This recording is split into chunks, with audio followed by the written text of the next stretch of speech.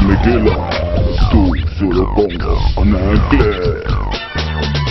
Cette revue de presse vous est offerte par la boutique La Congolaise à Montréal au Canada, située sur l'avenue de Bleury 2123, ouvert tous les jours de 10h à 21h. Fidèles internautes de Congo Mikili, bonjour et bienvenue à cette revue de presse. Bonjour et bon début de semaine à vous. Ouvrons cette ronde de journaux par cette triste nouvelle, la RDC en deuil.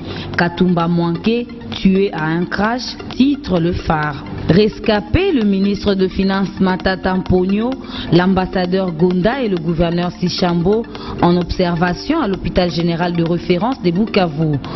Une grosse perte pour le précaré présidentiel, poursuit le journal. Katumba Mwanke Augustin, nommé gouverneur de Katanga en 1996, en remplacement de Feu Gaëtan Kakouji, appelé au gouvernement comme ministre de l'Intérieur par Feu le président Mzee Laurent Désiré Kabila. Katumba Mwanke a commencé à faire parler de lui dans les microscopes politiques congolais à partir de l'année 2001, lorsqu'il a été élevé au rang de ministre d'État à la présidence de la République.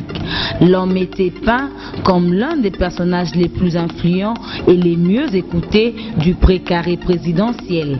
La prospérité parle aussi de la mort de Katumba et titre Matata Ponyo, Gonda et Sichambo blessés, Augustin Katumba Mwanke mort confirmé. L'élu de Puerto s'en est allé dans des conditions inattendues. C'est à 13h heure locale que le jet privé qui transportait l'honorable Augustin Katumba Mwanke s'est écrasé à quelques encablures de l'aéroport de Kavumu à Bukavu, chef-lieu de la province du Sud Kivu. À en croire la RTNC qui a confirmé cette information, l'appareil en provenance de Kinshasa ayant raté son atterrissage a fini sa course dans la rivière Kulunga. Les pilotes et les copilotes seraient également morts sur le champ. Toujours en rapport avec cette mort tragique, Africa News écrit « Mort du dictionnaire de Kabila, Katumba tué dans un crash ». Le même journal parle d'un autre sujet à sa une. Le cas du secrétaire général de l'UDPS s'aggrave sérieusement. Les encombrants colis de Chabani, le fils de Tshisekedi. Le passeport de trop avec lequel Chabani, le fils spirituel de Tshisekedi et secrétaire général de l'UDPS, a été surpris, était à en croire le source judiciaire contacté par nos Lumières, l'arbre qui cachait une forêt.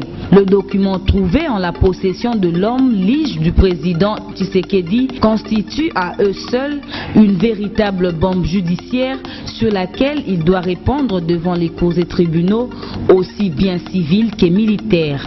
Le grief à l'encontre de Chabani dépasse la simple possession de documents consulaires pour Ngoulou, immigration clandestine. D'un sujet à un autre, Congo Nouveau parle des enjeux politiques et écrit « Les députés qui vont trahir Tshisekedi sont connus ». Comme on peut le constater, les députés élus de l'opposition ne sont pas vraiment clairs de leur position par rapport au mot d'ordre donné par Étienne Tshisekedi. Selon plusieurs analystes politiques, en dehors peut-être des élus de l'UDPS, les contrôles des députés élus des autres partis de l'opposition risquent d'échapper au président autoproclamé. Parce que l'on sait déjà que les députés de l'Union pour la Nation congolaise, UNC, de Vital Kamerhe, et ceux du mouvement de libération du Congo de Jean-Pierre Bemba disent ne pas se sentir concernés par cette mesure parce que ne faisant pas partie de l'UDPS.